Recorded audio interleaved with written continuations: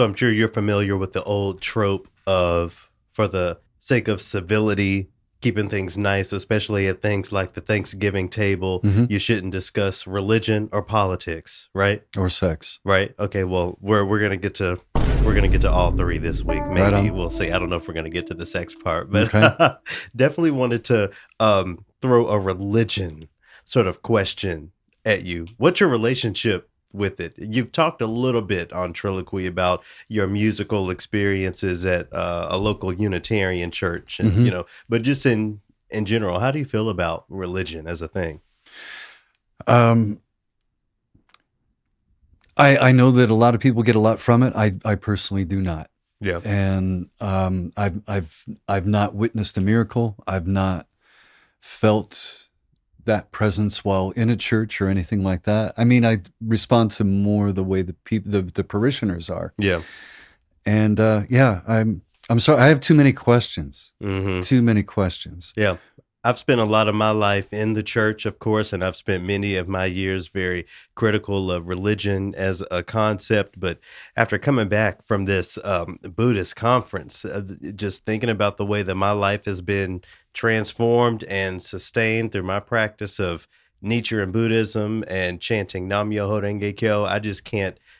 My whole perspective on it is different, and I know different people have different opinions and experiences, and all of that's fine. But not only has experiences like those just manifested and helped me think about my life, but in some real life experiences, and I'm gonna performance experiences. I'm actually gonna talk a little bit about that in the second movement this week. But to get us started, I wanted to share a tune that I've been thinking a lot about over the weekend and today, as I think about the weekend that I had, really immersed in people willing to dive in and think about intentional happiness and changing the world and ultimately honoring humanity. That's really the one of the just core foundational tenets of Buddhism is just profound humanism, really loving your fellow individual.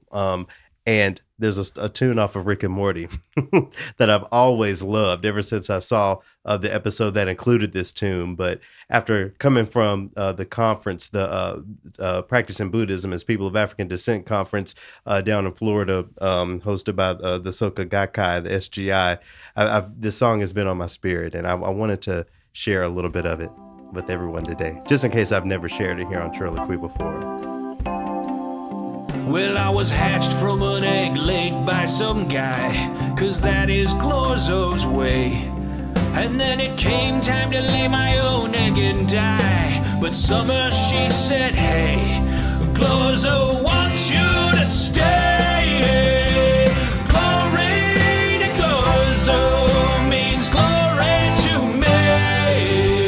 If we're only making eggs, are we ever making Glorzo free? God, if we're only making eggs, are we ever making Glorzo free? I know that there are a lot of people who don't know the context of that, but It's basically all you need to understand is that in the story of that episode, there's a character, Summer, who encourages these aliens to think about themselves as individuals. And in thinking about yourself as an individual and honoring your own life, you're honoring your entire race of beings. Glory to Glorzo is glory to me. Not to mention, and I can get really woo-woo about that, and hopefully folks are understanding where I'm going, the connection, but in Buddhism, dealing with honoring humanity, honor the Buddha nature of every person, and honoring yourself as a part of that oneness, and how honoring other people is honoring you. And you can't honor yourself if you aren't honoring all of humanity, because you are a part of that. So, I feel like in a weird way, maybe a lighthearted way, that song speaks to that. And let's just face it, the vocals. I mean, they should do a musical. I love it. They should do a musical. The Rick and Morty musical. Well, it doesn't have to be. I think it could work. The guys from South Park did it. With what, Team America or whatever that was. Sure. Yeah. I'm not saying that it has to be, puppets.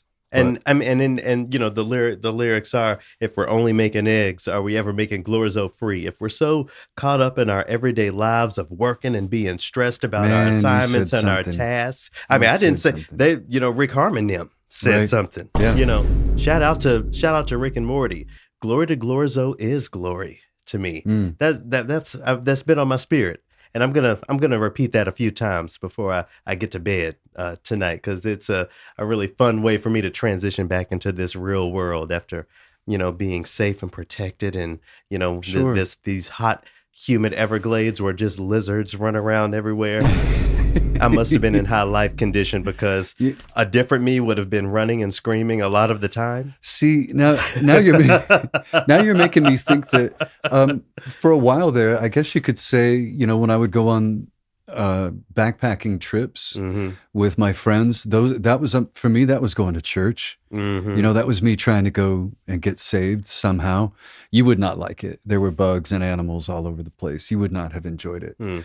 But it makes me, and you know, trying to think about serving both, giving, honoring somebody else and honoring yourself. It reminds me of a trip that I took to Crested Butte, Colorado, the first time I did serious mountain biking, and the first road trip that I had with my buddy Eric. Mm-hmm.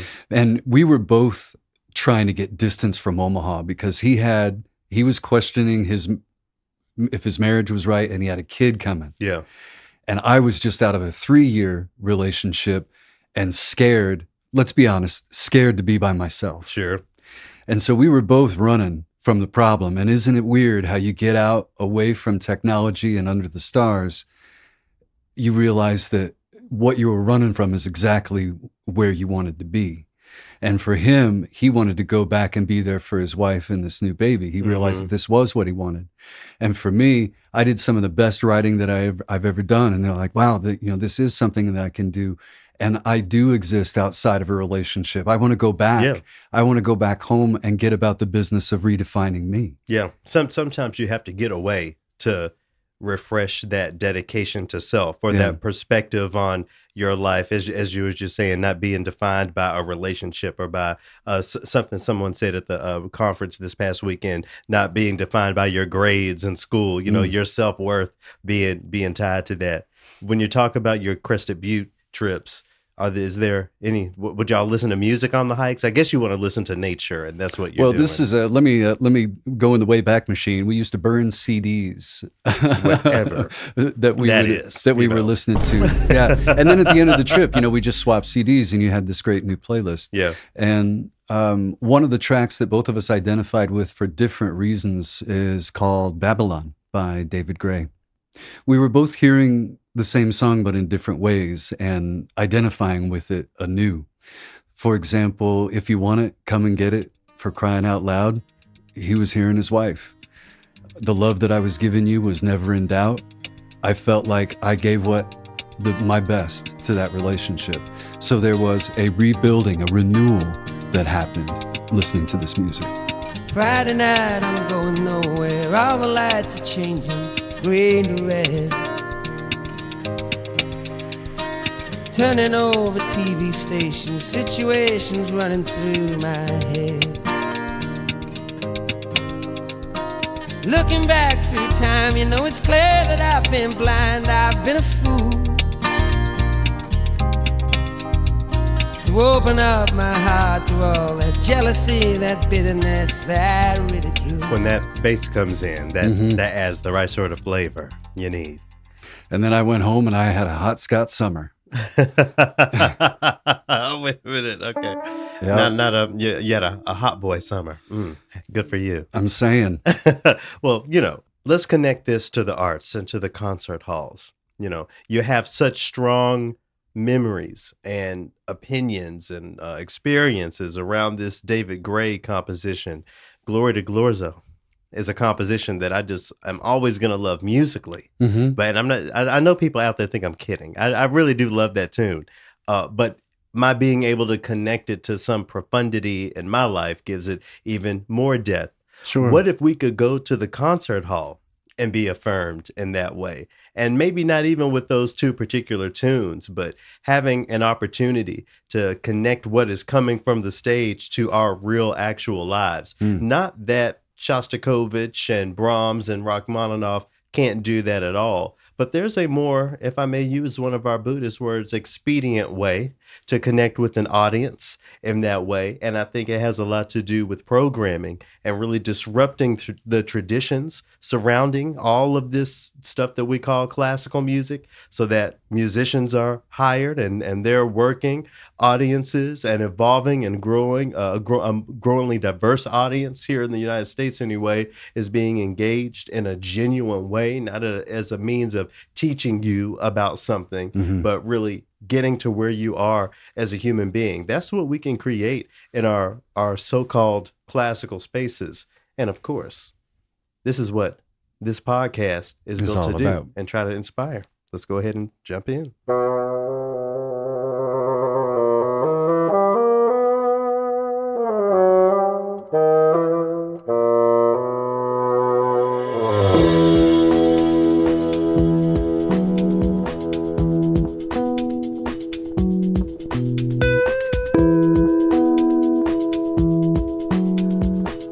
I'm Garrett McQueen. I'm Scott Blankenship. And this is Trilloquy, Opus 160. Thank you so much for returning, everyone, to the Trilloquy podcast. I'm feeling so good this evening. Again, just off of a really incredible weekend, and I'm just even more grateful to each and every one of you who return week after week to hear us talk about a whole lot of nothing, but a whole lot of nothing that's tied to the mission of decolonizing the phrase classical music. If you're new to this podcast, if this is your first time checking out the Trilloquy podcast, this is a podcast where Scott and I take the phrase classical music, we take pieces of music, songs, conversations that may not have always been tied to that phrase classical music, but ones that we tie to that phrase in an effort, again, to decolonize the art form so that it can turn into something and evolve into something that genuinely engages more of us. For more information on the Trilloquy podcast, to listen to past opuses, and to find out how you can contribute,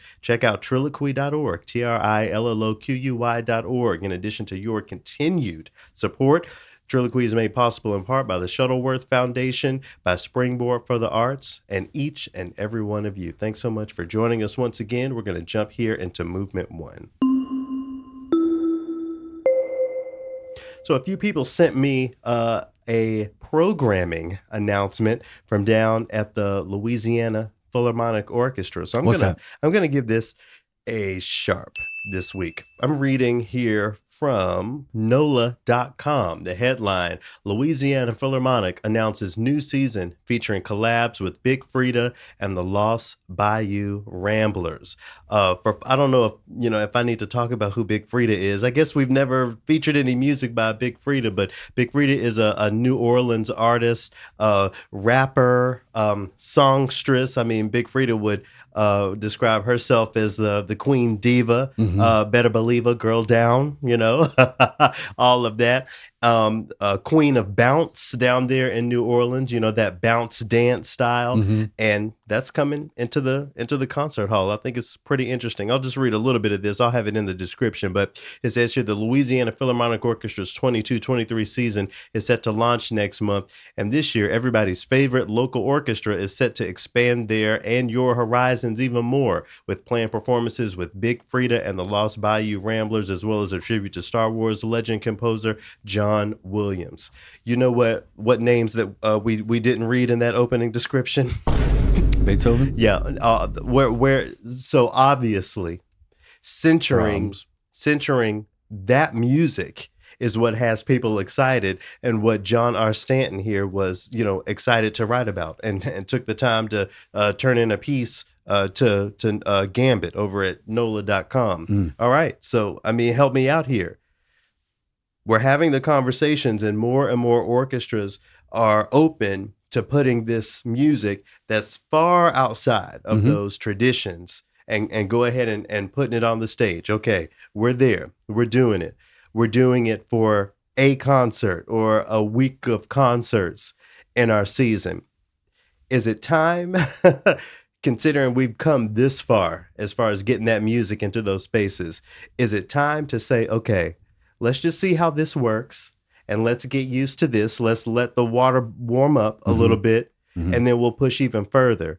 Or is this the time to just go ahead and push even further? What do you think? That depends. What's the Ramblers? What's the other band? It says Los Bayou Ramblers was born deep in South Louisiana, performing old style, predominantly acoustic Cajun music at clubs and festivals across the U.S. So some local music, some local New Orleans music. So they're bringing in two different types of local flavor, that contemporary bounce, this Cajun Bayou music, bringing it into the space. So it's happening, but it's happening marginally. Right. And fine. And for the record, Big Frida's performing in April, so it's not a Black History Month thing, just so we're clear. But I feel like it's time to have the conversation of not marginalizing this more contemporary music, this more American classical music. Yes, it's great that it's getting, and this isn't a critique, it's just, I think, extending the conversation. It's great that it's in there. And we're doing it. And there's a concert that folks can go to hear their music from their lived experiences on this stage. Is it inappropriate to continue the conversation and say, how about we not marginalize it? How about we make this a mainstay of what we offer the community as an organization instead of this one-off? Because again, my point was this article from Gambit is really highlighting the fact that you have this Cajun blues band, you have Big Frida. They highlight John Williams in concert in the spring. They highlight the fact that they're doing the orchestra playing along with Home Alone, which I think would be fun. I watch that movie every holiday season. So we have the specials. We've had the conversation about the specialty radio show, even putting the different types of classical music in a radio format into its own little, hourly box or whatever. Yep. I don't think it's unfair to talk about unmarginalizing, unothering this music and moving toward it being the mainstay. And let's let all the people who just need to hear Beethoven 7, this is when you go. Let's create less room for that and more room for the music that's going to get today's audiences in. Yeah, it's difficult for me to give an answer for that because in my mind, this is great that they're doing this with Big Frida and the Roots Band. My point is, until there is a track record, this still looks like marginalization. It still looks like you've got your time, and when your time is done, then we're going to go back to Beethoven 7 or whatever it is. So that's my point. Show me a track record, and then I'll let you know whether or not I think that we're done or that the changes happen. So these are the beginning steps right now. That's what I'm saying. With these performances, we're building the road. That's what I'm saying. That you have to stake your claims on. Yeah. And I want to shout out Anwar Nazir. It's a Black man who's executive director down there at Louisiana Philharmonic. He's I believe in our brothers and our sisters and our siblings in these positions of power. So definitely shout out to him. And I think it's great that this concert is happening. I'm here to continue to push the conversation because it's a lot of the typical programming elsewhere. Most of it is that, and even some of that, are conducted by our friends and loved ones. Kalina Bovell is going to guest conduct Sibelius with the Louisiana Philharmonic Orchestra. I just think we need all colors of the conversation, and I'm always going to be all the way to the left. So, for the uninitiated, i.e., me, sure. How might the orchestra back up Big Frida? How might that sound in your mind? I found this recording of Big Frida with Tank and the Bangers, which is of course another local New Orleans band, Black music collective, and they've actually performed with the Louisiana Philharmonic Orchestra before. Del and I saw them. I think it was 2018, back when we first moved here to Minnesota. Big Frida and Tank and the Bangers performed at First Avenue, and it was a great show. Anyway, all of that to say, I found this recording from World Cafe where they're performing together, and the opening of it, has Big Frida given her flavor, has Tank of the Bangers given their flavor, and some of an imagination of what that orchestral sound could be like in the background. So to answer your question, we'll just listen to a little bit of this and transition to the next accidental.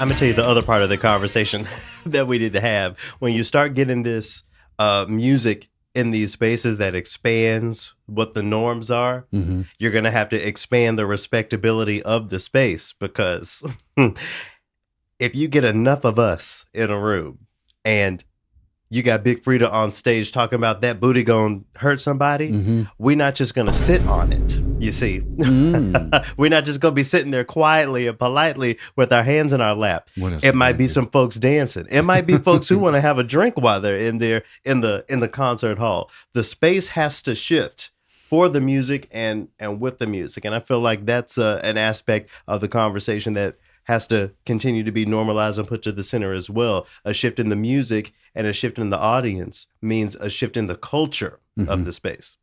How far off do you think we are, Garrett? It looks like we're here to a degree. Looks like we're here to a degree. Nice. So, yeah.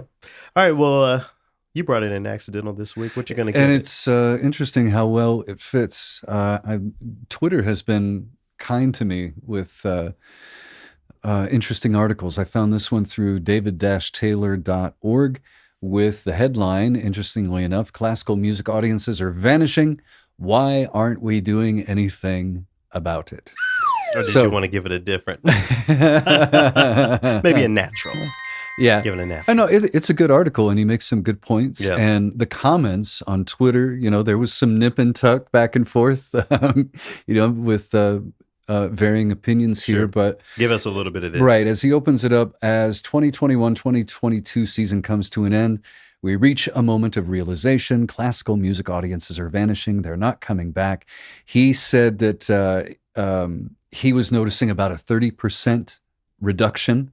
Other ensemble. And this is based on what I want, or with one ensemble, or a 30% reduction. Where's that coming from? He said that talking with organizations and musicians across all levels of the industry, in-person audiences are down 30%. But he said that he had been in some venues that they were down as low as 50. And he says there was 38 people in the audience. Wow. So, and there was what was on that program. See, now we were talking about this on the podcast. This is a time where a sea change could happen. Are orchestras going to take this as an opportunity to evolve or to begin to show change? Or would they try to recoup some monies and roll out the hits? There are a lot of variables, I think, with these, and maybe this is me throwing some of the orchestras a modicum of bail, but there are a lot of variables that we have to throw in. I'm not rushing to a movie theater still anytime soon, in this late COVID stage of things, early monkeypox, whatever. I said it before here, I'll say it again. I don't like the title of that disease. If it's monkeypox outside, I'm really going to quarantine. Listen, anyway, I'm not just running back to the movie theater. Okay. That is the one thing I'm still not quite ready for. I'm not there for, I imagine there are a lot of people who feel that way about the concert hall space or any big public space. And he goes into that. That's only part of it. Right. Audiences are only indicating that hesitancy about being in a crowd again is only part of it. It's also not wanting to be in. They're not enticing them to come back in. They're not getting there. Yeah, that's the thing. So, we aren't just going to stroll in. I have to really want to go. Exactly. And we've been talking about this for a couple of years now. And Taylor lays it out. He says, imagine any business going down 30% Yeah. and not going, oh shit, Mhm. we have to find out where we're bleeding, right? Yeah. Okay, so he says, for a business in this situation, there are 3 options available if they don't want to fail. 1, adapt how the product is marketed. 2, adapt the product. And 3, see steps 1 and 2. Mm-hmm. So we're talking about doing the big Fridas. Yeah. And now, if you do it right, you could see a subscription building from that. Am I Yeah. correct? Right. Okay. What gets paired with Big Frida to keep some of the old crowd in with the new? Let's give some credit. Let's say that there's adventurous listeners out there. They're going to say, "All right, I'll come and see that Big Frida show." What would you put up with Big Frida? Okay, fine. So first of all, let me give y'all's free consultation since nobody can think of anything. This is your chance to use your platform. We got Big Frida. We're talking about local music. We're talking about bounce music. We're talking about dance music. Big Frida, as I think I said, describes herself as, Queen Diva. Mhm. So let's stretch all the way out. We got a Queen Symphony by Haydn. We got symphonic dances on West Side Story, one of the canonized works, Leonard Bernstein on the end, and you got Big Frida right there in the middle. That's just me spitballing. Now listen, there are people who are paid a good amount of money who live in some nice homes and condos across the country, artistic X, Y, and Z, and this sort of committee whose purpose and whose job is to do that. I don't think I'm particularly more brilliant than anyone else when it comes to musical programming and putting programs together. If I can just think of that out of nowhere, there has to be, somewhere to crack the proverbial whip on the people whose job it is to do this. I mean, come on. I was just about to tell people to call the police because somebody has kidnapped Garrett and he put a Haydn symphony on. And then, I'm doing my best because right. So then I went, well, now wait a minute. He's actually being thoughtful. I'm offering some compassion. I'm throwing some rope. Who would you put on to keep the old crowd? Okay, a Haydn symphony. Okay, so I wish I had a button, but the only controls I have over here are for the air conditioner and the heater. Mm-hmm, so what else?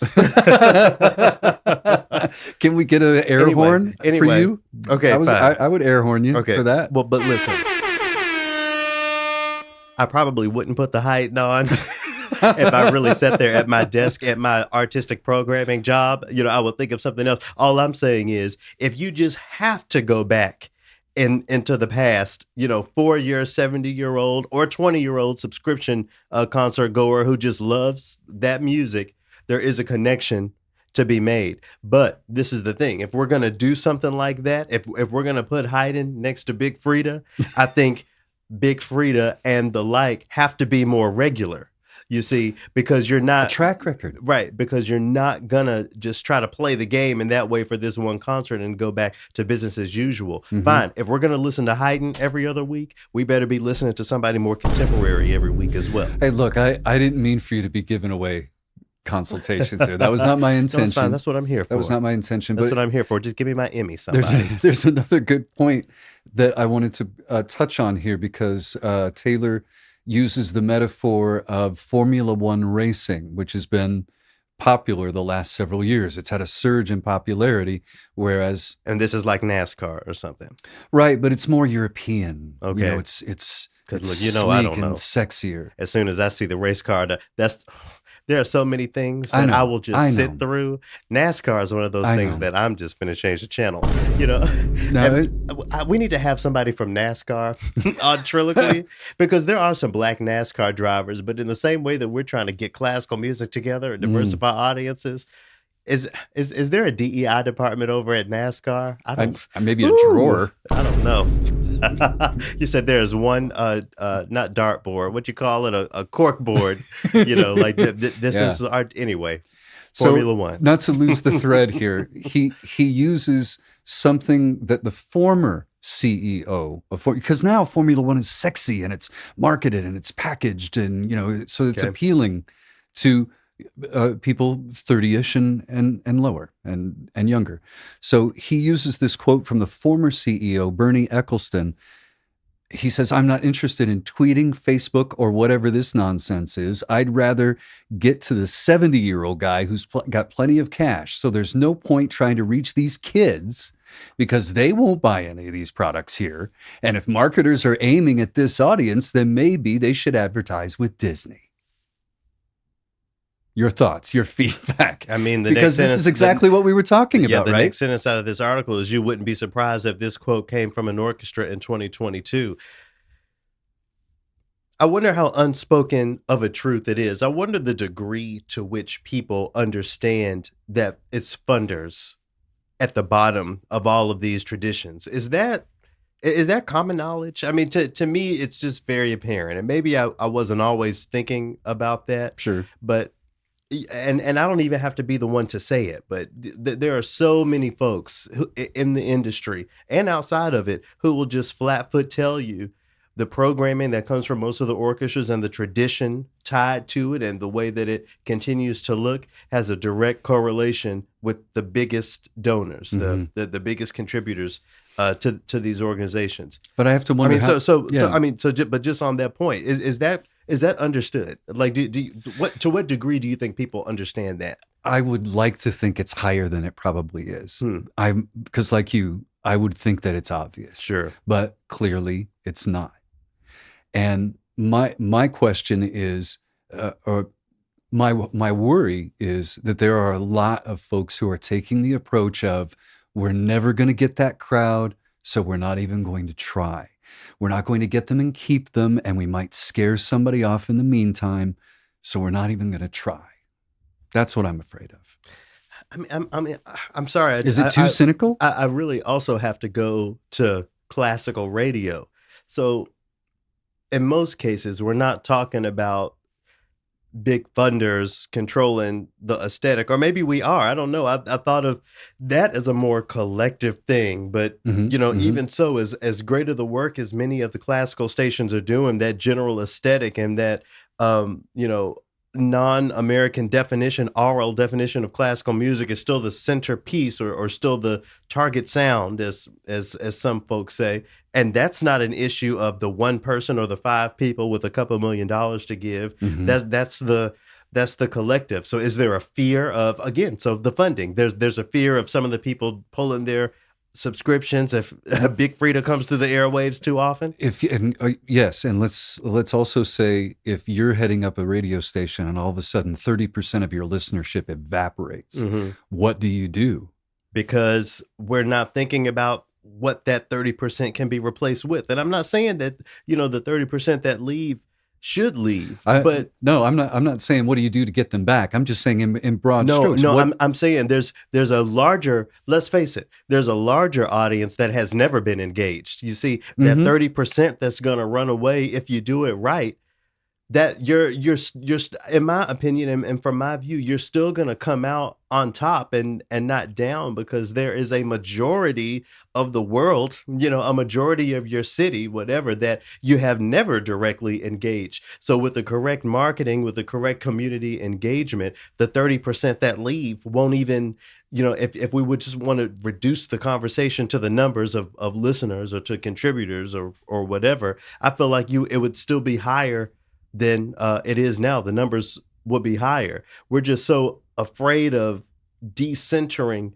the communities, the audiences, the demographics that we've always centered, and we're forgetting that there is a much larger portion of the pie out there.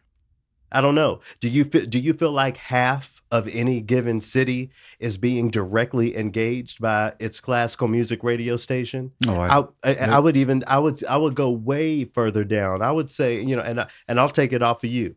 I worked, classical radio down in Knoxville. We had a large listenership because it was multi-platform. So there was news and classical and jazz, and my show did pretty well.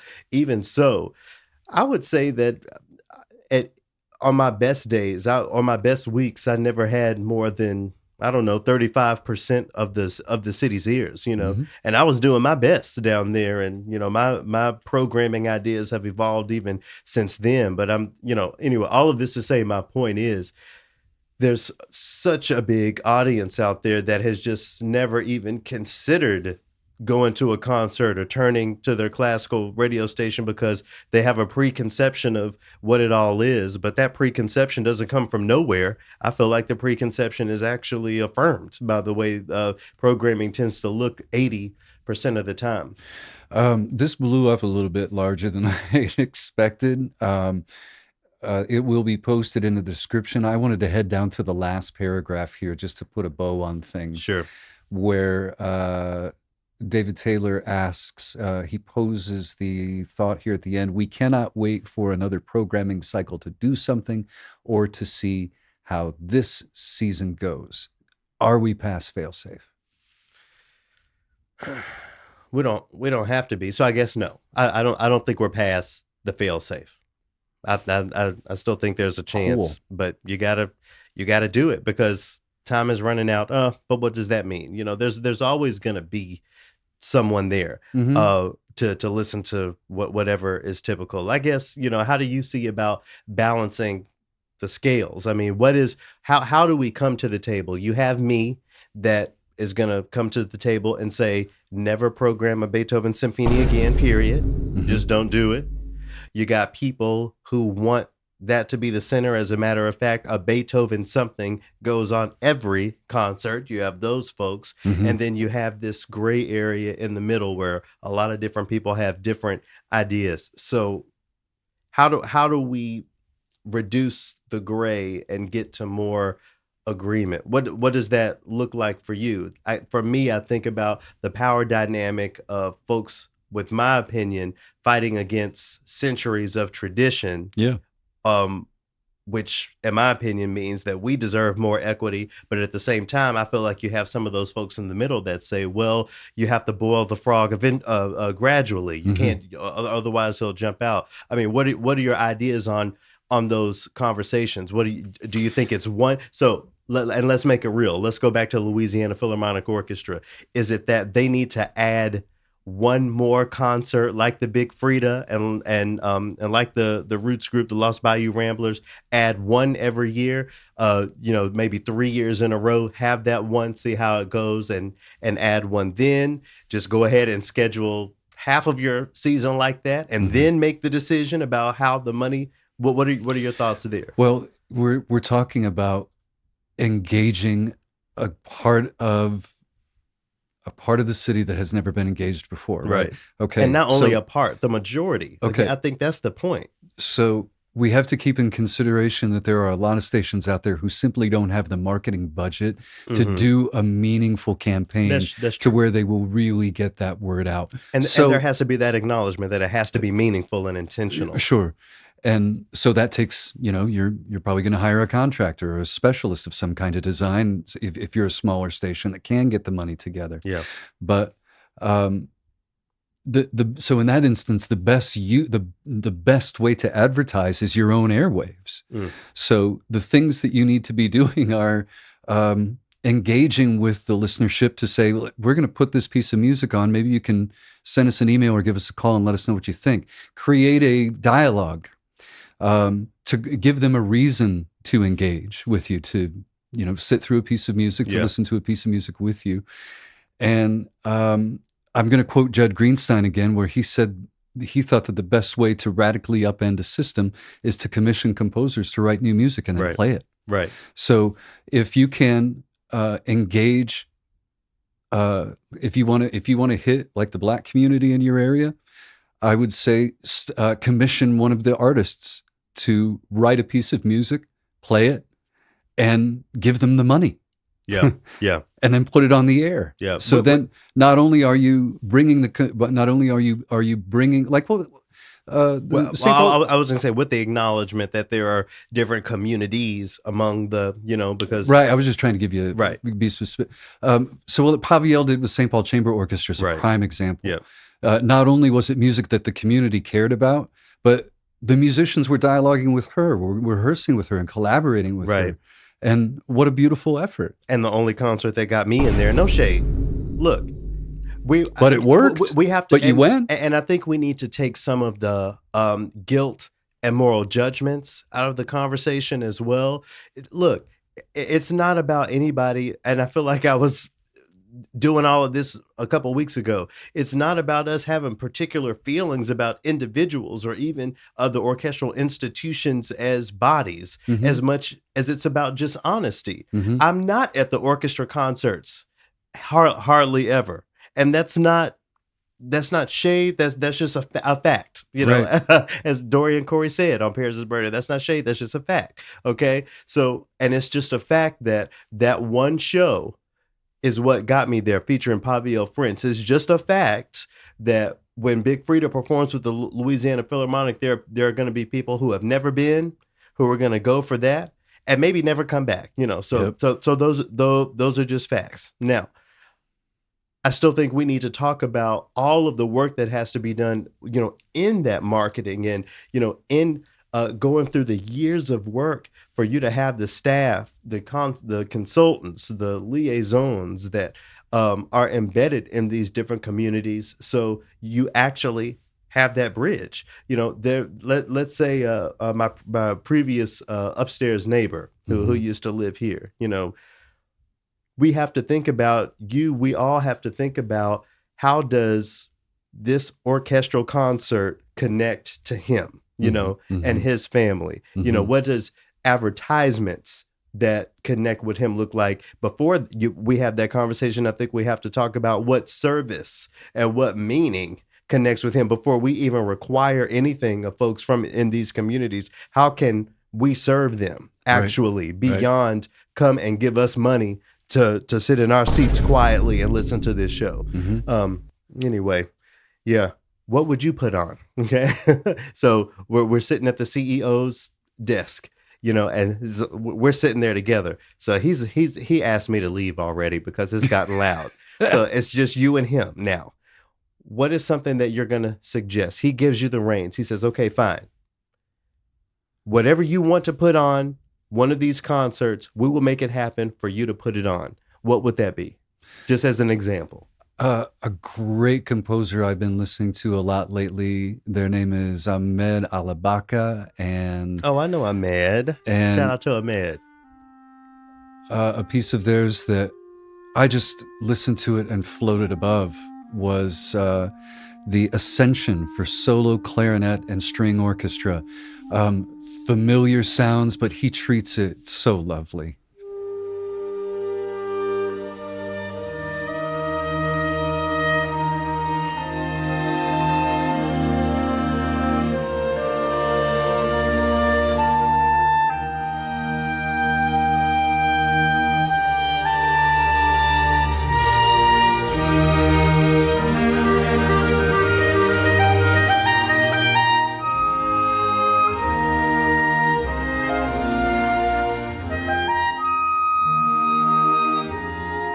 Shout out to Ahmed. That's a really incredible piece. And I think you said Ahmed has been featured on Performance Today recently. Couple times. A couple times. That's great. Yeah. We've had many a drink, many a laugh, many a kiki. I don't want to platform living composers as a sort of stepping stone. I'll start by saying that I guess when we talk about how to balance the scales and how to have the conversation, before we have Big Frida every month, you know, every other subscription, it's not too much to ask, as Jud Greenstein was saying, to commission living composers to put their music on the stages. And it's not that far from the aesthetics that your traditional audiences are listening to. I mean, if anything, it's better because there are just common aesthetics generally that are more understood by our society. What we just heard of this Ascension for solo clarinet and string orchestra, I think just the aesthetic of it can help people get into their memories, maybe get retrospective or pensive about something for a minute. You know, people forget that way back when in Mozart's days, when something was in G minor, versus being in D major. That was a seismic shift. Audiences at that time, listened to music and heard, those audiences anyway, heard music in that way. And there were certain cultural norms tied to the keys, especially when you're talking about opera. So we listen to music a little different here in this 21st century. And it's easy, I think, to make a case for living composers. That's why I've taken a job, that does that work. So, again, I'm saying it's not about the stepping stone as much as, from my opinion, it's just the easy thing to do. It's the obvious step that we should have, normalized 20 years ago, but here we are. So let's normalize it now. That's what I got on that. And the conversations of equity, are these living composers women? Are these living composers people of color? Are these living composers gender non-binary, neurodivergent? Do they have different abilities? I can go down the list. So all of those conversations have to be there as well. But let's just dedicate ourselves, in our personal listening and our programming. If you're a musician on one of these artistic committees that's continuing for some reason to choose Beethoven on your concert, consider a living composer and consider doing more living composers than not. If you're in a position to actually affirm someone who is allowed to receive that affirmation and receive that appreciation. And if you really want to get all equitable and stuff, bring the composer in and give them the podium. And pay them a per diem, put them in the nicest hotel that you can afford to put them in. That was implied. All of that. That was implied. Yep. Taking care of our fellow, glory to Glorzo. Didn't we just get done talking about that? Put some money in their pocket. Yeah, anyway. All right, well, we're here in the second movement where Scott and I are going to highlight some music that we've been spending a little bit of time with this week. I'm going to go first this week with some Latin jazz here. So there's a track called Black Orpheus, and that's just one of the names of this tune. Another title of this tune is called A Day in the Life of a Fool. Now, let me tell you what I was thinking when I found out that was an alternate title for this work. So, long story short, I'm at the Buddhist conference this past weekend. Folks don't know that I'm a musician. There are a few people there that I know. Shout out to Donna Walker-Kuhn, who's been on Trilloquy. She was at the conference, but most folks don't really know much about me. Maybe, word is spreading, as I've introduced myself to a couple people that I'm a musician, but I didn't really get into many specifics. So someone walks up to me just, having heard I was a musician. Shout out to Joy, who lives in Hawaii. And she says, I've put together this African dance group. But we need a drummer. We need someone to play some African drum. Are you a drummer? And I'm not a drummer. That's not, everybody knows that, who knows me. But this is somebody who has come to me and with a request. And I took percussion methods once upon a time in undergraduate. I know how to, play along and provide rhythm for something else that's going on, whether it's dance or whatever. So I just said yes. All right. So we're in there and we're getting it in the rehearsal and it all sounds good. And someone else that I met, shout out to Fred Barr, a jazz musician who was at the conference. He's based in Chicago. He has a set that he's planned for the talent show. So while he's sitting there rehearsing, he's playing the keyboard and singing. While I'm waiting for the dancers to come back from break, I'm just sort of playing with them and getting some rhythm going up under everything he's playing. And we ended up doing that for the show. It ended up working out. So my stepping outside of my comfort zone and that way, or at least what I am used to doing, turned into a really great musical experience. And one of the tunes that Fred and I played at the Buddhist conference is this Black Orpheus. So I think that title, A Day in the Life of a Fool, comes in because we do that. The performance is great. The next day, we're all, we have chances to come up to the mic and, offer, our takeaways from the conference or what we love best. And as much as I talk into a microphone, I said, let me let everyone else have a chance. But I just remembered in my mind, these folks don't know me. and they don't know that I can, really take the attention of a room. So let me show them how you go up to a microphone. So so I went up there, and I had the crowd going and everything, and I was like, and you know what? I'm an orchestral bassoonist. I don't even play the drums, and it's all of the oh my gosh, it was so good.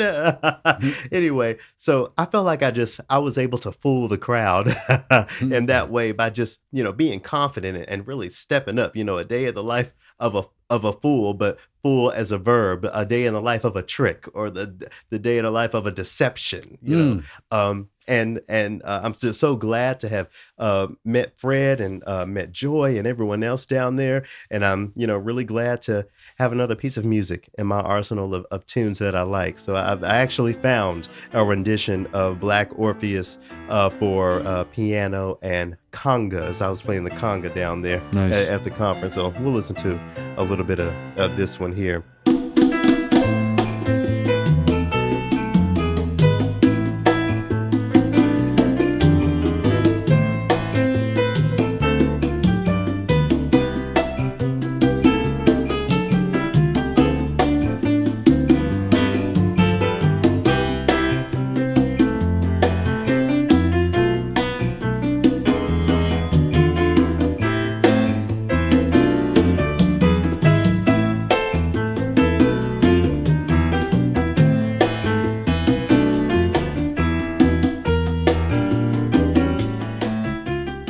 I'll have that full performance linked in the description. That comes from the YouTube channel called 7-Note Mode. Something that I found myself really playing with in preparation for my professional percussion debut is getting a feel of the different sounds that you can get out of a single drum. And I'm gonna keep it real. I felt like I was doing pretty good, and the folks again couldn't even believe that I'm not a drummer, and that's not what I do.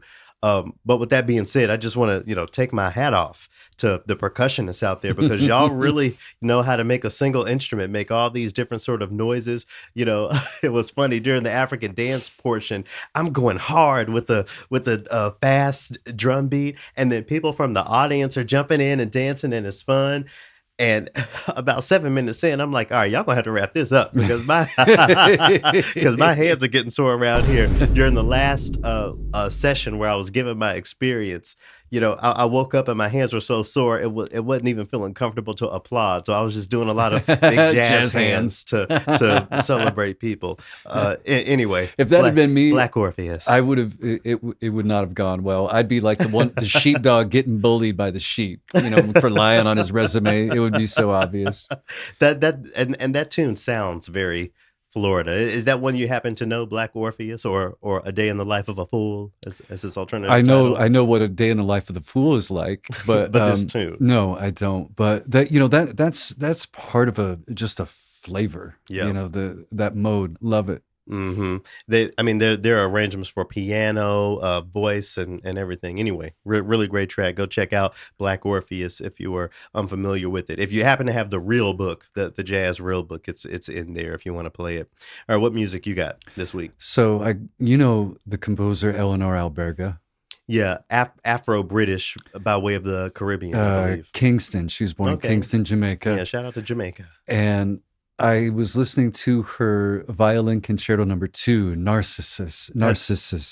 How'd you get there? What's it called for real? Narcissus. Okay. You know how you give me a hard time not wanting to hear somebody, if they can play, how quietly they can play the intro of the violin on Sibelius's Violin Concerto. Yeah. You're not interested in that? Well, I started to laugh. Put the bow on the strings. Let me just say that to the string players. Anyway, because go on. She does that in reverse in the final movement. It's loud and then goes quiet. Right. Okay. And but you have to be careful, because you don't, as you're listening in headphones, you don't know if that's decay or if that's the players still going on. Mm-hmm. And I thought I would bring that in and pose that to you. But then the thing is that I started to hear on YouTube, I started hearing her other compositions that I liked even more. And I've been trying this concept of kind of doing an electronic symphonic poem where rhythms and instruments and sounds will change but still be one piece. Some of them upwards of 30 minutes long. Sure. And I'm getting ideas of how they're built listening to one of her pieces for wind called Night Song, and getting ideas of how instruments might work behind the other members of the band, you know, the different rhythmic patterns that they take and how they fit together. Plus, it was one of those things where as I was listening to it, you know how you're having a nice night and all of a sudden the street lights are coming on and it's cooled down a little bit and you start to feel, and you didn't even realize all this was happening. And then all of a sudden you go, oh man, this is such a nice night. This is all coming together. Yeah. And before you know it, the moon's up and you're like, oh, wow, what a great moon tonight. And Night Song does that. It takes you through a night in Kingston, Jamaica.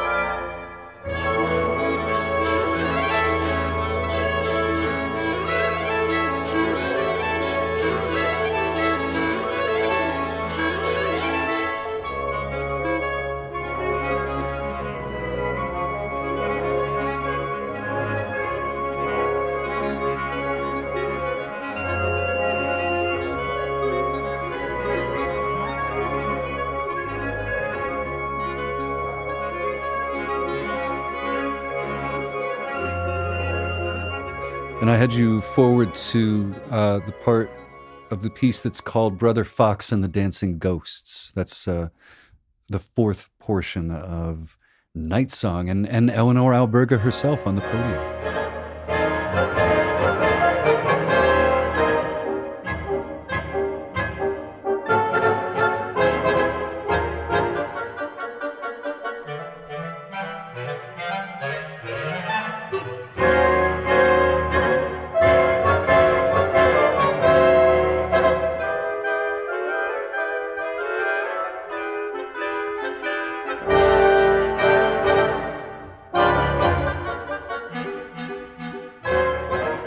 And that's Academy of St. Martin in the Fields. They're playing that. It's really not hurting anybody or anything to, at the very least, center that type of music. It's just the next thing to do. I want to acknowledge the fact that, you know, I get a lot of feedback and, you know, when I have time, read a lot of the emails. Something that I appreciate getting in the feedback is people talk about how we just nail down on that same point, you know, week after week, week after week, just to try to inspire folks to, you know, actually finally take on this thing. You know, I say that to say, I understand that, you know, we continually make the point of moving the so-called canon to the side. And I think by talking about different ways to do that, you know, hopefully some of this will stick. I love that the Academy of St. Martin in the Fields is playing this music. Mm-hmm. When we look at concert programs, you know, especially here in the United States, it's not even the living composers that are being centered. The living composers whose music matches an aesthetic that's close enough to the Western European canon, you know, the so-called traditional canon, to not scare people off. But that's not even happening. So, you know, again, it's not.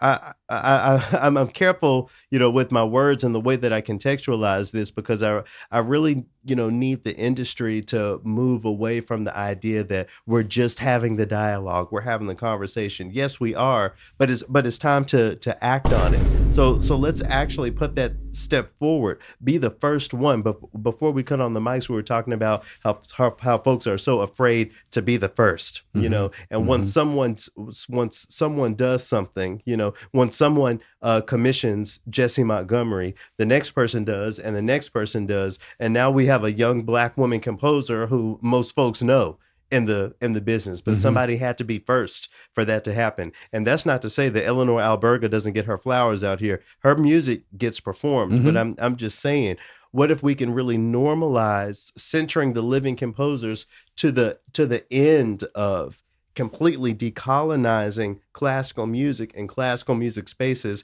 to where Big Frida is just the normal kind of thing, or a normal type of thing to hear in those spaces. Love that piece, Nightscape by Eleanor Alberga. I'm gonna spend some more time with that myself. I actually included some of her music in the sets that I was producing for St. Louis. I'm forgetting the call signs right now. Please forgive me, but the classical station in St. Louis, and the folks liked it. It was among the Eleanor Alberga's music was among the pieces of music that folks were particularly drawn to. So huge flowers and a huge shout out to composer Eleanor Alberga. Well, it's very good that we've been yelling about promoting living composers this week because Who's yelling?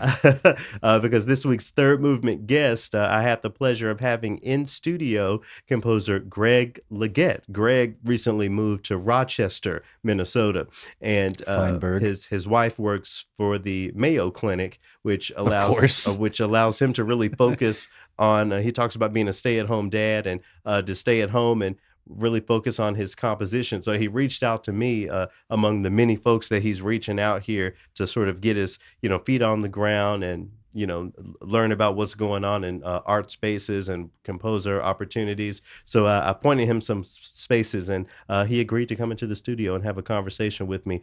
So we, among the many things we talk about is his unique road to composition. He actually went to music school while in the military. The United States military has a music school where you learn music theory and composition and all of those things. Yeah. And how he's trying to move things forward in his own way.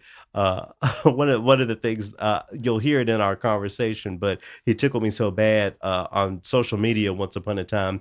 He talked about how these institutions, we always talk about marginalized composers and everything is too white male. Well, in his opinion, is deeper than that. He said institutions really only prefer their white male composers to be dead. So, so that's how he gets thrown to the side in that conversation, and we kind of go there. And I think it's an important conversation to have, especially as we're trying to widen the gap in every way we can. So where we get into the conversation, we're talking about his experience in the military as far as learning composition and his experience as a musician, his road to that composition, and we just go from there.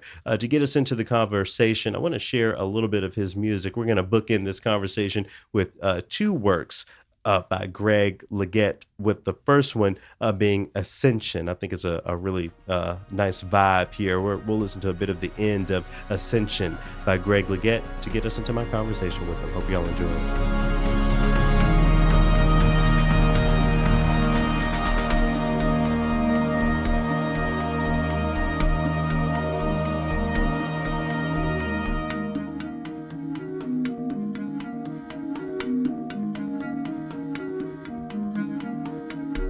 They do have a school of music. So this is the Armed Forces School of Music in Norfolk, Virginia. And it's 6 months of like very intense music theory, music composition, ear training, and performance. So this 6 months, you wake up, depending on what day it was, you could wake up at 5, you could wake up at 4, go work out, PT, and then go sit in a music theory class or sit in a music composition class or sit in a performance. And it's just, you're just practicing. And you're in the military, so you can't skip the class. Oh, no, you can't. There's no skipping. There's no, you can't, you wake up with a hangover or something like that. You're still required to show up. There's no getting around it. Yeah. So how did that turn into wanting to be well, I shouldn't say wanting to be a composer, but acting on the desire to be a composer? I think I wanted to be a composer before I knew I wanted to be a composer. Huh. I didn't think that I could be a composer because other people kind of convinced me that it wasn't possible with my background. They convinced me that, if you can't come in and you can't, recite all of these chord changes, you can't say what this is and what that is, then you have no place writing music. If you can't follow these rules, then you have no place, in this industry. So did you immediately push back on that, or was there a time where you had to sort of work your way through what people were telling you? I don't think that I pushed back because I was convinced of it myself. From kind of early on, I was under the impression that, you had to go and you had to get that formal education. You had to get the master's degree and you had to get, all of this stuff before you could sit down and even think about writing a piece of music. and I kind of went along with it, and it was a bit of a mistake, but it really wasn't, because again, I was able to, the things that I did had to happen for me to get to the point that I am now. And it had to happen for me to become like kind of the person that I am right now. So yeah, it was kind of tricky, because I didn't think that I could just sit down and write a piece of music. And I think, I love film music. That was my thing. And that was another thing. I fell in love with film music before I even knew it was a thing. Yeah. As I remember watching Batman 1989. Sure. Danny Elfman's score. Yeah, great music. Like, just blew me away, and I didn't even know why. I didn't know why it was a thing. So it was kind of like that seed was planted, it was there, but I never pursued it, because I didn't know. And I didn't know the different avenues that you could take to get to that point. Partly because of where I was from. They didn't, and it's not to say that they were withholding that information, but it's just they didn't have the information to give me. So life after the military, you travel the world, you're playing all these different types of music, and it's time to just figure it out. Yeah. What were those first few weeks and months like? I always say that when you get out, it's like they pin a $20 bill to your shirt and leave you at the bus stop and say, good luck. Mm-hmm. I'm very fortunate that my wife has a very good job. Yeah. And I kind of always knew that no matter what I did, whether I wanted to go and I wanted to freelance, or if I wanted to, if I really wanted to give the writing thing a shot, which I didn't do that right out of the military. I got out in 2013. I don't think I actually made the decision to start writing until I think it was the end of 2018. Oh, wow. That I finally said, okay, this is something that I can do it. So now I can take this step and just do it. So what did that interim, what did those 5 years look like? Were you just working a job? Or? I just worked just odd jobs. I freelanced. I did quite a few, freelance gigs in Seattle. We lived in Seattle. We lived in Michigan. We lived in Georgia, and now we're here. So there's been a lot of, I think I moved around more after the military. Oh, wow. Just trying to figure it out. Mm-hmm. And I didn't want my, what I was doing to be the only thing that we relied on, because the year that I got out is also when we had my son. That was my first kid. Yeah. So that's a whole nother, you've got a whole nother factor, whole nother view on life. Whole nother, like, it's a whole new bag. And, yeah, just kind of worked odd jobs. And I remember playing with, I played with a funk band, and I played in a couple of other ska bands, and just kind of random groups that you'd go out and you'd freelance, and making, maybe $40-50 for a gig, which was barely enough to compensate for driving over there, much less food and stuff like that. Yeah. So, I think it was fun, but being a new dad, it staying out till 4:00 in the morning just wasn't appealing anymore. Right. That's not something I didn't want that to be my life. Mm-hmm. You can make money, you can make a living doing that by all means, but I guess I'm not really built for that. So it sounds like becoming a father brought you into the house more, and maybe to the writing desk more. Yeah. And so after kind of dabbling, I did go to school. I went to school. I went to maybe 3 or 4 different schools for music technology and for music theory. Mm-hmm.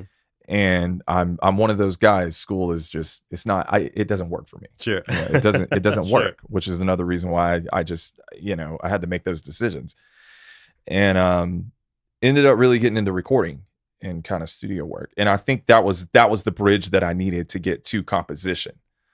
Was going from, that kind of just being a performer, being a player, to, kind of understanding music technology, and that kind of bridged the gap to, sitting at a computer and writing an original piece of music. Yeah.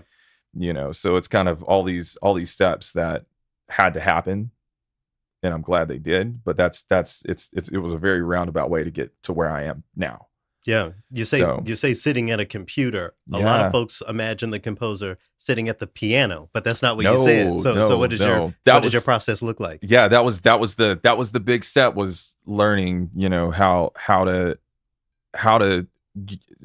start a project and to pull up the software that you need to write music, because I can, for some reason, MIDI works for me. Yeah. Like I can still take that information and put it, and put it on transcript, and I can still do that, but I have to have like it just communicates with me better. Mm-hmm. And that was the part that was like, it was like an aha moment, and I really I am still very, very passionate about like recording and the recording arts and Sure. audio engineering and all that. I don't consider myself an audio engineer by any chance, but that was the part that kind of, I sat down and I thought, hey, I can actually do this. Like I can sit down and I can write music. I can write a piece of music.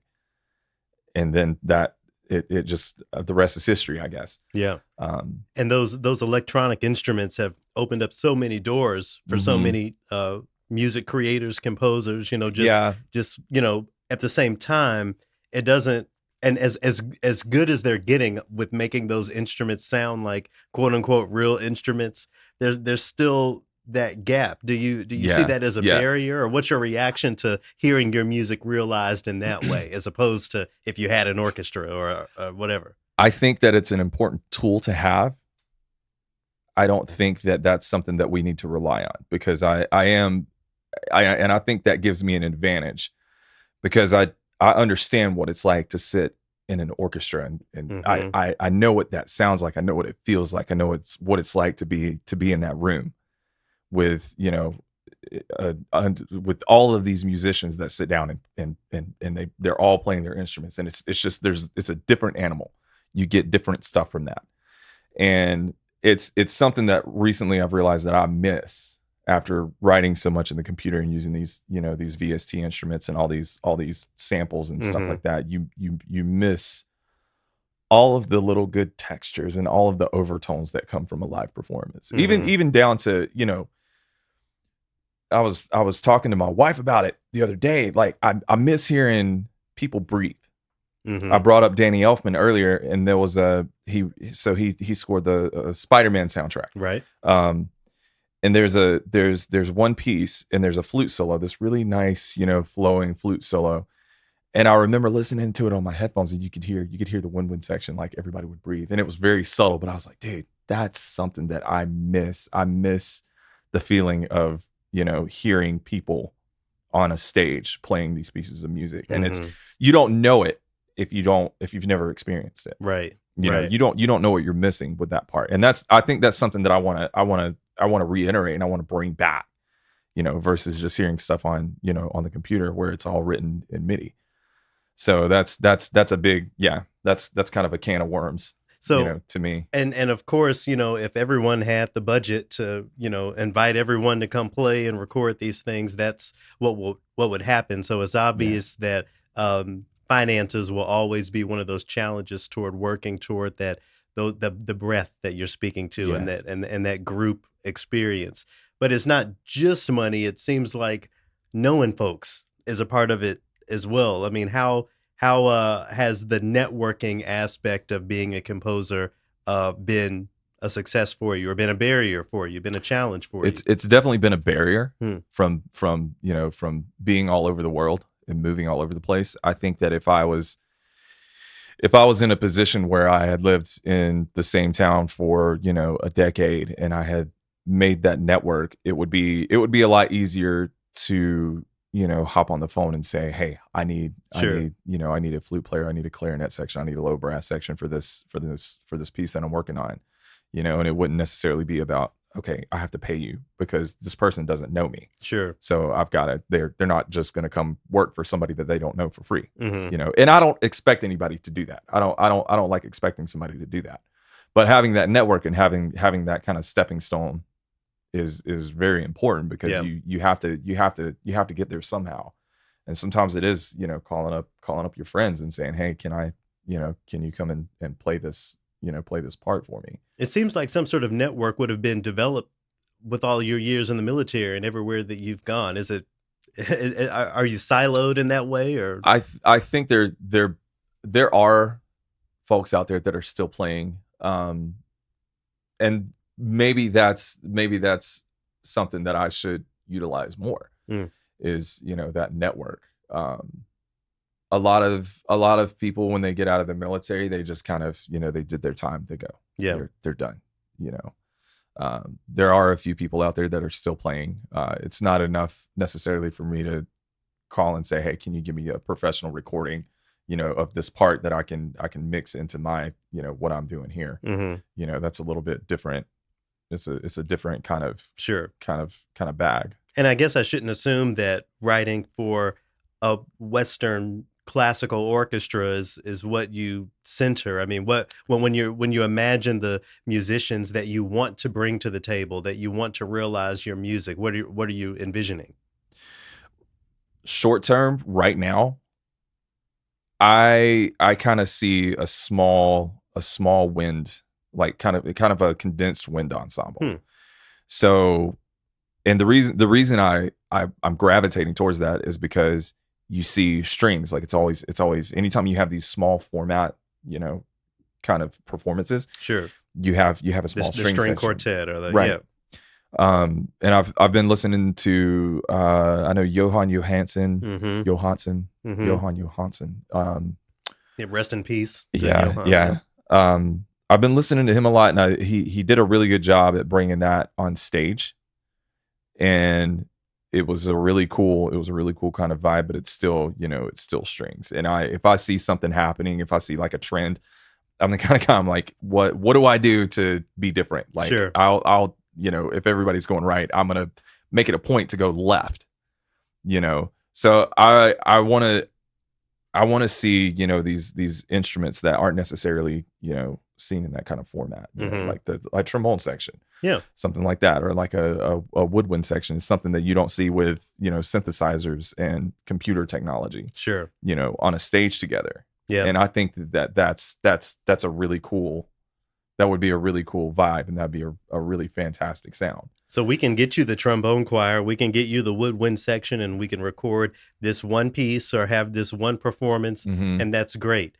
But it has to be so much more than that. How do you think about the challenge of sustaining that career as a composer? And again, not just financially, but making sure that you don't have just one-off after one-off, that you're building a system for yourself. Correct. Yeah. I think that being limited, sometimes I like to think that I want to intentionally limit myself. Because if you can sit down and somebody says, hey, we can get you these instruments, we can get you these players for this one performance, being able to adapt to that.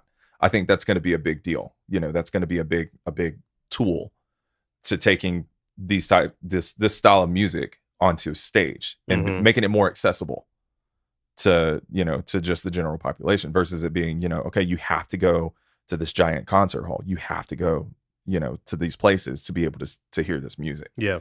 But that would kind of be a good way to slowly bring it, into a more accessible, venue.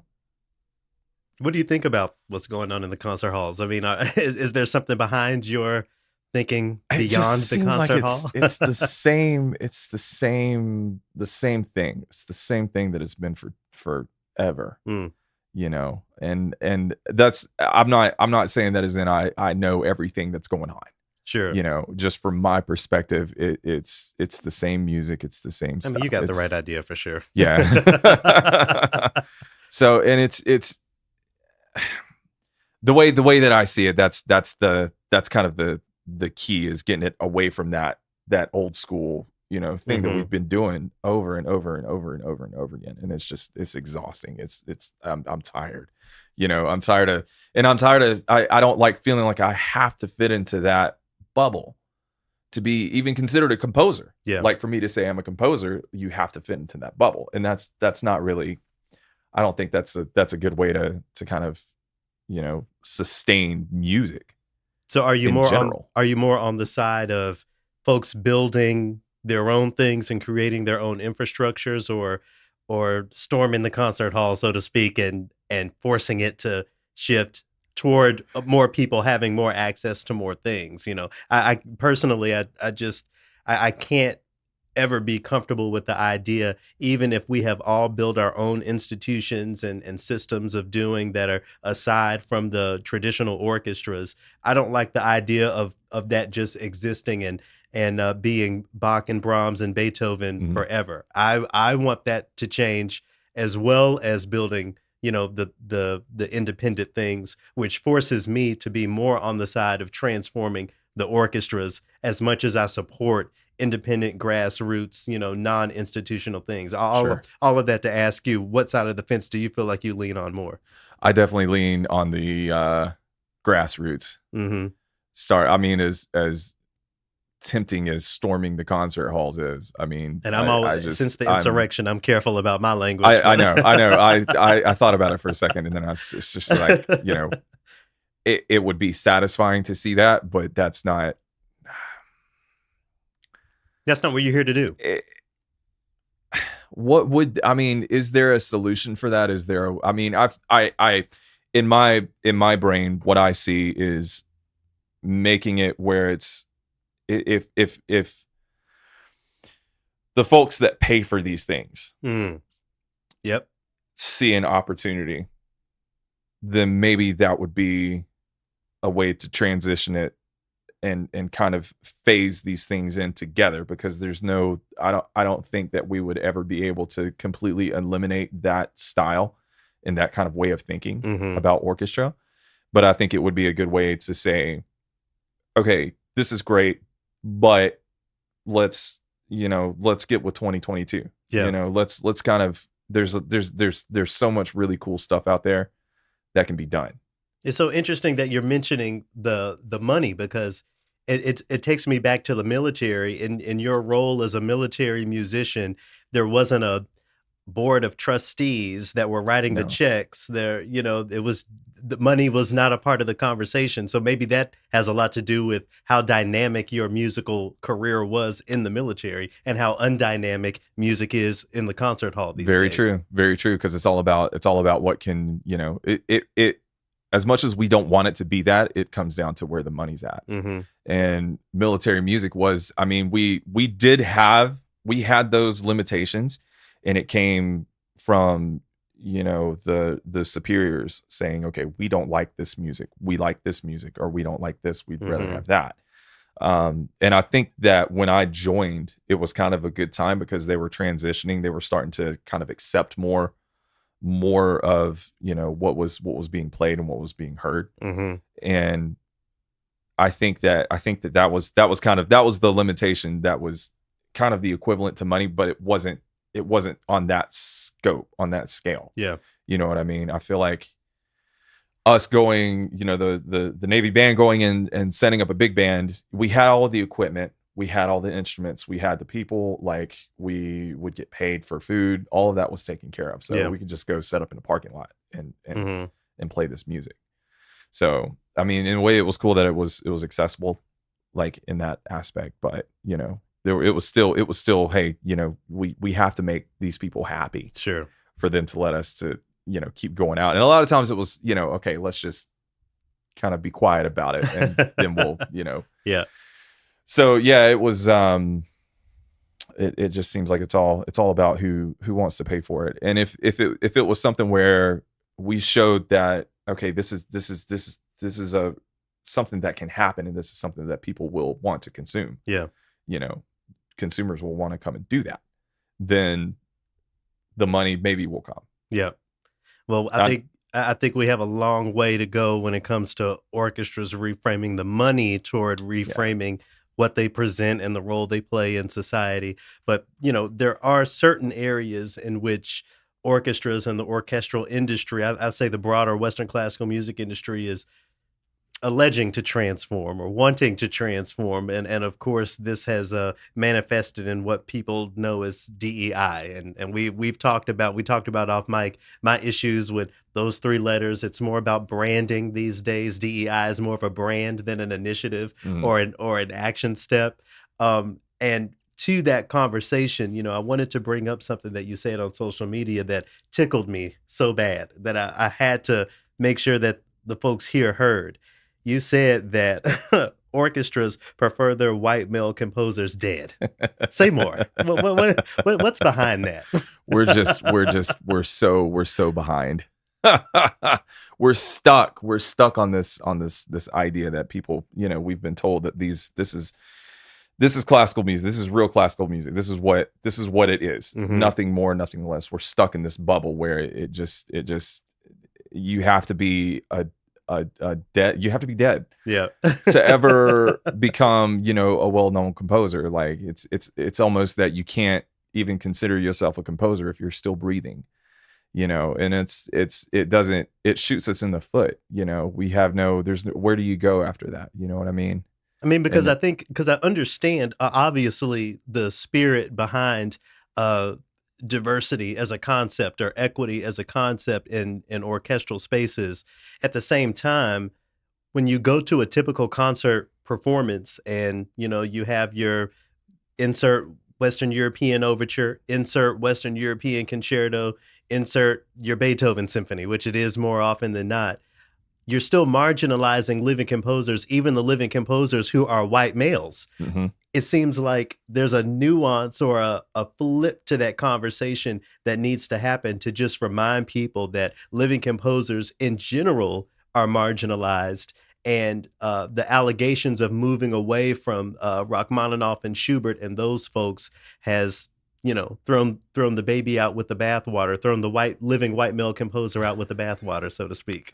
Absolutely, And that can be absolutely. an uncomfortable conversation to have, but it's a necessary one. It is. It is. It is. There needs to be room. I mean, they have to be given the opportunity to make these new steps. As composers. I mean, we can't even get past the living part. Much less past anything else to progress as a society and as composers and as creatives. Yeah. We're so, and it's just crazy that we're so stuck with this, and we want to promote music, we want to promote music education, but we're not given anything after that Mm-hmm. to kind of hold on to, because we're so stuck with this this old way of thinking. And I won't be completely a yes man for you right now, because at the same time, I do also have to consider the fact that there are certain privileges even within a community of living composers that some people have and some people don't. So, the conversation is very nuanced. It's not a black and white conversation, for lack of a better term. But with that in mind, I wonder how you think about concepts like inclusion and concepts like equity as a white male who's trying to make it for yourself, and you have a family to contribute to. And, Sure. It's necessary. It's absolutely necessary. I think that another piece that's missing is culture, is these different points of view. I mean, what is music in the first place? Sure. You have all of these different genres and all of these different things that came from other things. Mm-hmm. Why should it not be the same for this? And it's absolutely necessary to include that. I mean, we're limiting ourselves so much. We already do it with, just promoting dead composers, much less, adding this other element that you could be getting so much creativity and so many different things. And that's always been that's what being a creative is about, is creating. You're creating something new, versus just repeating what we've done, which it seems like that's kind of, we like to just repeat and repeat and repeat. And just because maybe we're comfortable with it, maybe we're, we don't know how to get away from it. But I mean, anything great has come from, either discomfort, and it's come from different cultures and different backgrounds. I mean, I think jazz, that's jazz and blues. That's something look at the history of that and where that came from and how amazing it is, and we wouldn't have been able to do that if we didn't have this kind of melting pot. Right. And Right. it's something that's more American than I think anything I like else. to say salad bowl. Yeah, salad bowl works too. I like salad bowls too. But yeah, I mean, we talk about, American and what is American music and what is it? And that's what it is. Yep. And we're kind of cutting ourselves off at the ankles when it comes to that. When you throw that word culture into the conversation, you're having me, think back to Southern Georgia. Oh yeah. The folks that live down there are not like the folks, from the hood I'm from. At the same time, they're probably equally marginalized when it comes to the orchestral space, to composition. You know, they're just as likely to not want to go hear Beethoven as the folks from where I live. From your view, in your perspective, what are the shifts that need to happen, or what are the tools that composers like you need to have for these institutions to engage those folks? You know, what is it that they need to or that they want to hear? How can they be served? I think that there's a lot of levels to that in my, like, kind of from my point of view. And I was thinking about this on the way over, and where music is now. We don't know how to listen.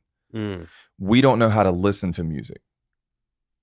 So when we hear what's on the radio or what's just kind of put in front of our face, you know, you pull up Spotify or whatever, they're basically telling you what to listen to. Yeah. We don't know what we're listening to. We just know, hey, this must be a great song. So music education is something that, you know, might help kind of bridge that gap. And knowing, okay, this is a great piece of music.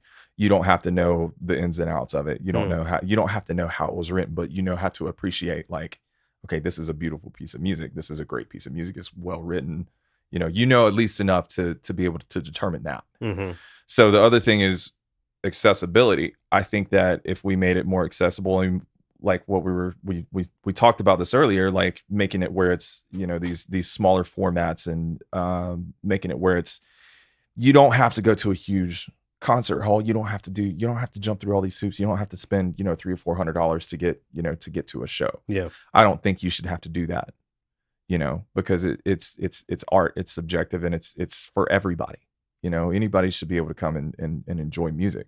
And to a degree you can with how, you know, like I said, Spotify, but you're still being fed, you know, certain things. You still see kind of what it's what gets paid for. Sure. You know, you get what Spotify tells you it wants you to listen to. So I think there's, you know, there's a lot of layers there that all need to kind of play a part.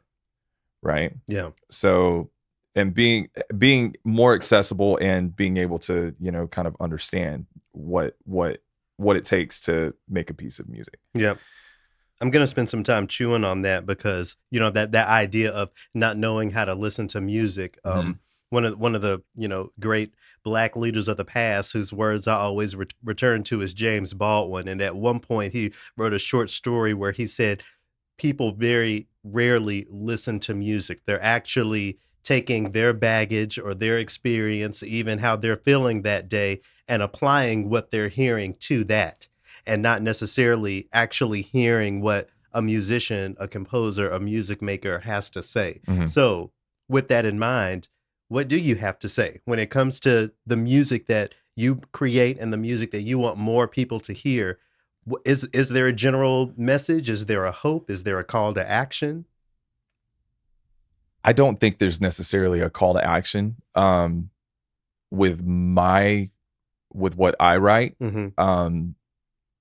everything that I write is kind of how I'm feeling, and it's what's playing in my head, and kind of the ideas that I have in my head.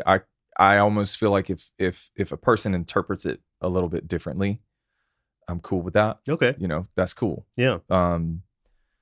It's almost like going down the rabbit hole. And that's the last, the EP that I just released. That was about the most, you know, spot on description of how it was writing that. It was going down the rabbit hole. And if anything, it was a bit more selfish, because I was really trying to figure out what did I want to say? Yeah. What am I trying to do? What is my goal? Yeah. Like, what did I have, you know, in my head? And that was the whole point of that. Yeah. Which is maybe kind of selfish, but at the same time, it's, you know, it's subjective. It's if a person hears something else out of that piece of music, then I'm, you know, totally cool with that. Yeah. Whatever this person thinks of it, you know. Yeah. I'm thrilled, you know, if you listen to my music. I mean, that's kind of an honor to me. So and we're all going to listen to an excerpt of it here shortly. But before I ask you to offer some context, for the piece of music, the excerpt that I'm going to share. How can folks learn more about you and support your work? I think like most up and coming composers were very easy to find. Sure. Well, I am one Google search away, Greg LeGette. I have a website, gregleggette.com. I'm on Spotify. You can find my music on every major platform.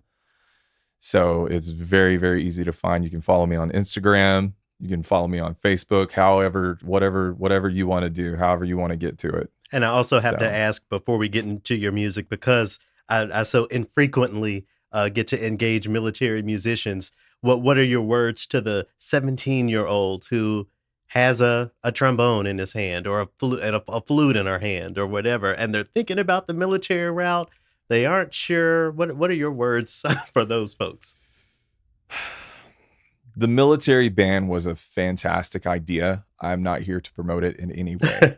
Gotcha. I think that you need to make up your mind on your own, but I don't think that you need to feel like you should be rushed to make that decision. The Navy band was the best decision for me at the time, and I still don't regret it. There was a whole lot of positives to it, but I think it's like everything else. You take what you can get from it. You know, if it works for you, great. If it doesn't, great. It's not permanent, right? And if you come at it from the approach of, learn what you can out of everything. If you're writing a piece of music, if you're performing, if you're, whatever your path is, as long as you're learning something from that to take forward and to take with you, then that's what matters. It doesn't matter how you get there. If you get to the same point, then that's, what else is there? If you get to the point where you can, perform this piece of music or write an amazing, composition, then, how you got there is how you got there. Mm-hmm. That's your story. Yep. Make up your own mind. Those are radical words from a military man, at least from my perspective. So we're going to listen. One of your latest tracks is called Flight from Chaos. Talk to me about that title and offer some context for the folks as we listen to a bit of it here. A Flight from Chaos is, I wanted it to kind of be just that, have a little bit of chaos. The entire EP was the goal of it was to kind of throw the kitchen sink at it. I've been, over the past 2 years, I've been kind of overwhelmed. You get overwhelmed with all the tools that you have. When you think about computer technology and music technology the way it is now, you can any sound, any instrument, anything that you want, you can get it. So I really wanted to just kind of, it's almost like I threw a dartboard at the wall to see what I was going to add into this mix. So it's plenty of, kind of classical orchestral pieces, but it's also tons and tons of sound design and synthesizers. And that was the whole goal, is how much can I put into this? And it was almost like going down the rabbit hole. Let's just start and see what happens.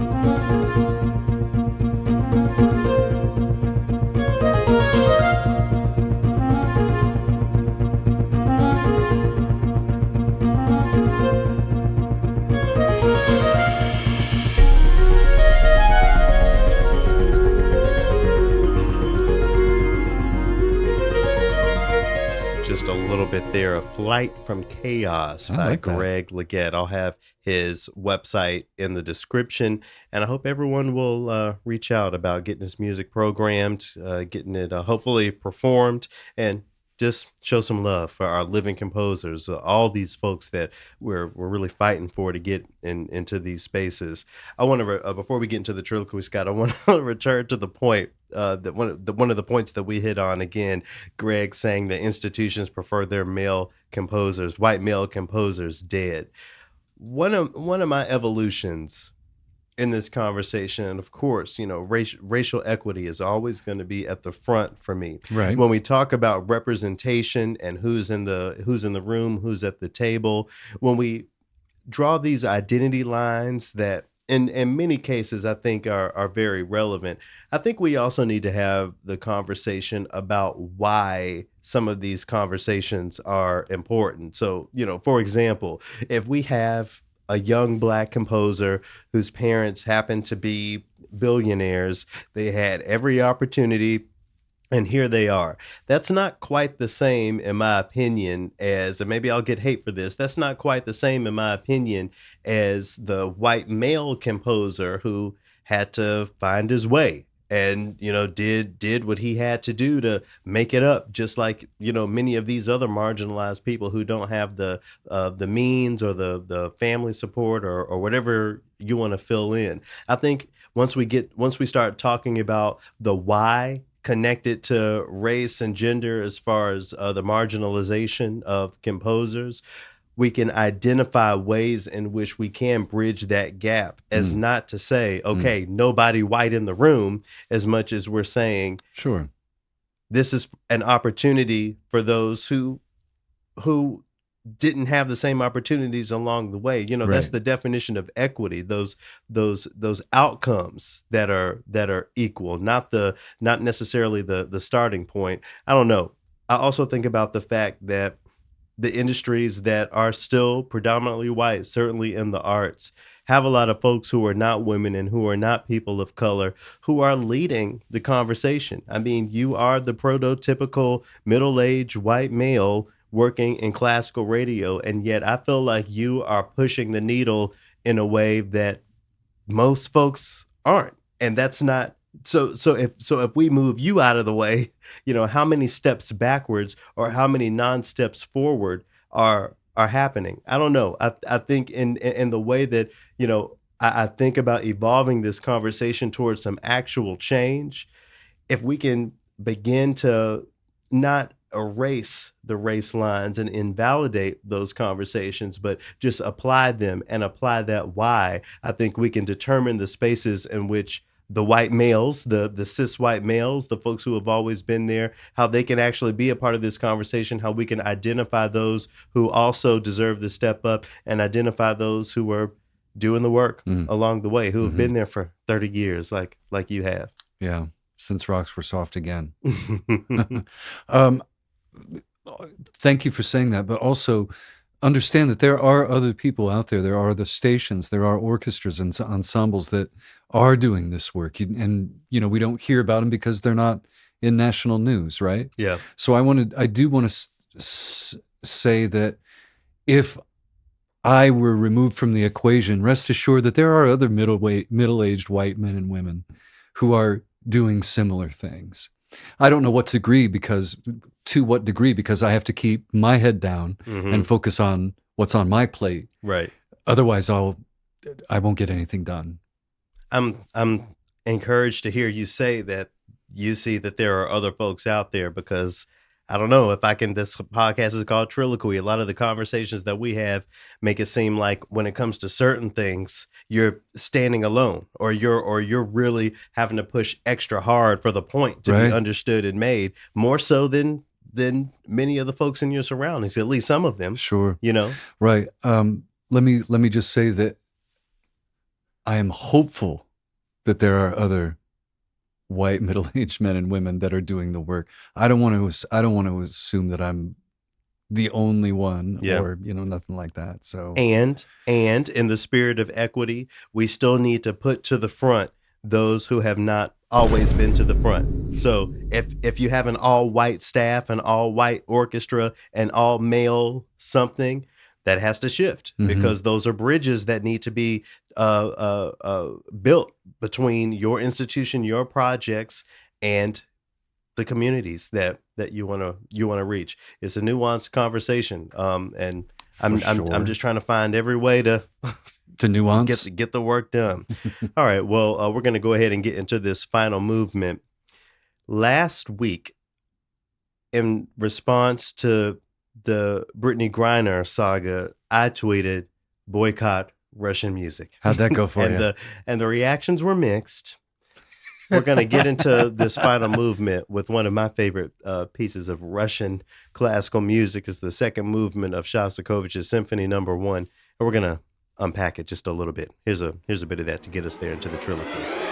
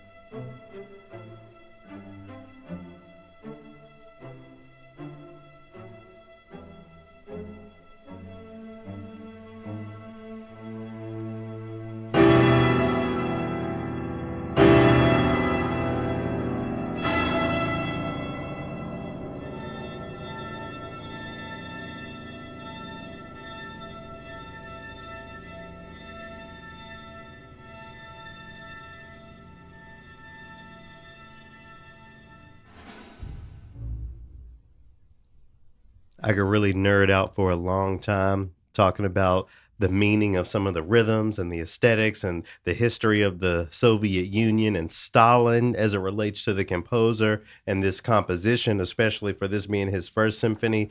If you want to nerd out and do all that, I'll take you out to a drink and we can do that. But I don't want to I don't want to talk about any of that right now. What I want to get to is the fact that there is a lot of music by Russian composers that I love, and Shostakovich is just one of those composers. I'm also thinking of a composer whose name is Rodion Shchedrin. I don't know if you've heard of Shchedrin, but he's another one of my favorite Russian composers. So I have music that I like from that category. At the same time, when I have to sit here in the studio and watch the news and see Brittany Griner, and if you don't know who Brittany Griner is, please catch up. Go Google her right now. Make her plea in this foreign land where, at the end of the day, she did nothing wrong. It's not like it was something violent happened. We're talking about one vape pen, and even if we were talking about 50 vape pens, 9 years in jail for that. That's unjust. And we're recording this on what's the date? August 9th. So I have seen some headlines about still the possibility of a prisoner swap or whatever. We'll see what happens there. It's so hard for me to even think about being in a position of programming and giving major room, especially in a live concert space, to any Russian piece of music, considering the Brittany Griner situation and what's continuing to go on in Ukraine. This isn't about villainizing Russian individuals or Russian music. When we talk about connecting this music to today and affirming people and affirming experiences, I feel like there will always be something else to put in the place for the sake of what's going on in our time. I understand how boycott Russian composers may come across as one way or another. At the same time, as much as I love Shostakovich's music, there are a plethora of other compositions that may help inspire the conversation that we need to have when it comes to what's going on in Russia, to raise awareness around folks like Brittany Griner, to help people continue to keep to the front of their minds the tragedies that are going on in Ukraine, because it's not a headline every single day, every single morning, like it used to be, right? So that can be our opportunity to continue that conversation forward. This is my question, Scott. Where does the pushback come from? Why do we absolutely need Tchaikovsky and Shostakovich in these spaces, considering what's going on? What are we really losing by sitting Stravinsky or Rimsky-Korsakov to the side for the sake of a Ukrainian composer or a Black woman composer that'll help us talk about Brittany Griner? I don't think it's wrong to consider that, to consider sitting the Russian music to the side for a little while so that we can shine an extra light on what's going on in the world, and to highlight how classical music can help us shine that light on what's going on in the world. From the radio perspective, I can tell you that it would kind of have a cut your nose to spite your face sort of. Okay. I mean, I get where you're coming from. I do. But at the same time, I don't think that any of these composers that you're talking about would have cheered Brittany Griner's imprisonment. And for the people who say, these penalties that she's facing are too harsh, have you seen what we have here in the States? Right. It's a Black woman in Mississippi serving life for weed. So, yeah, I don't get where that dissonance is coming from for some people. And we know that this is racially motivated. Of course. Because there's news stories out about just not too long ago, a white woman was caught with far more, what do they call the vape cartridge? The cartridges, caught with like 20 of them, and got 2 months. So we also know that this is being used as a political ploy. They're trying to get one of their arms dealing dudes in exchange for, so they're going to say, look, you want to send her away for 9 years and deal with the fallout? Yeah. So I don't know. I don't know what it achieves I mean, I understand that you're giving up the platform for a Ukrainian composer or Yeah. an American woman or something like that. Um, I get it. I'm just not there with you yet. Sure. That's what I have on that. And I recognize that there are even living Russian composers, living women Russian composers who were throwing the baby out with the bathwater. In the similar way where I was talking with Greg back in the third movement. Throwing the baby out with the bathwater as far as white composers, and the living white male composers still to a degree being marginalized and disenfranchised, whatever. I get all of the nuances of that conversation. I'm not there to pretend that the Brittany Griner situation did not particularly bother me in a particular way. I mean, I just knew that something will pull through. I mean, let's we talked about leading with that compassion. Let's put ourselves in her shoes. You got to run to Russia. You're packing your bags, and I don't, and let me, this is not in conjunction with anything I've heard about her situation or whatever. I'm not, postulated. I'm just saying you're packing your bags. You forget that there's a cartridge in your pocket. Fast forward to you pleading for your freedom from inside of a cage, on global TV, and to hear a judge say 9 years. Okay, put yourself in those shoes. I put myself in those shoes. And in thinking about that, it is just so hard for me as a free person to not consider what it would look like to just take all the Russian music and make sure in its place we're raising awareness about what's going on.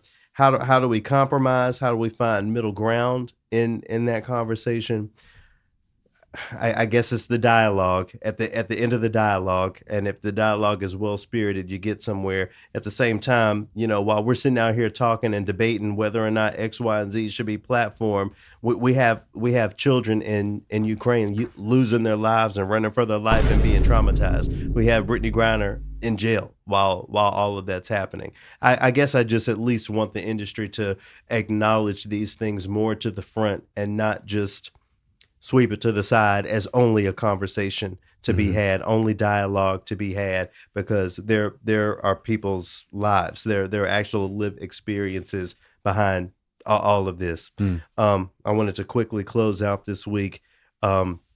Watching the news before I went down to Florida, and there was a shooting in the Mall of America. I'm sure you saw that. Del and I are at the mall semi often. I would almost say regularly. And I just have to say, I'm done. As much as nuance we talk about in certain conversations, I'm done with the nuance of the gun conversation. Handguns are illegal in Canada. If it upsets people that I think handguns should be illegal here in the United States as well, I'm sorry. That's just where I am on that. What would anyone do? What would you do? You're seeing that news story, and me and Dill happen to be there, and something tragic happens. Is there a nuanced conversation you want to have with somebody? No. At that point? No. Okay.